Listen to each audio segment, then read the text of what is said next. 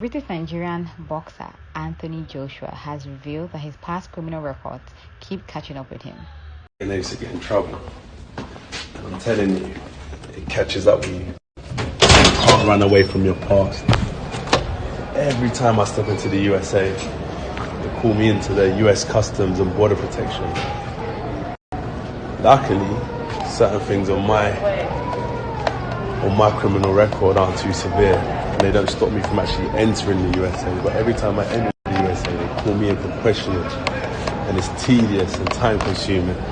So young kids, I'm just saying, right, when you're coming up and whatever you may be doing, even if it's getting into a fight outside a club because you're drunk, anything on your criminal record will cause you problems when trying to travel to the USA. So keep your record clean, stay out of trouble, whether it's minor or major.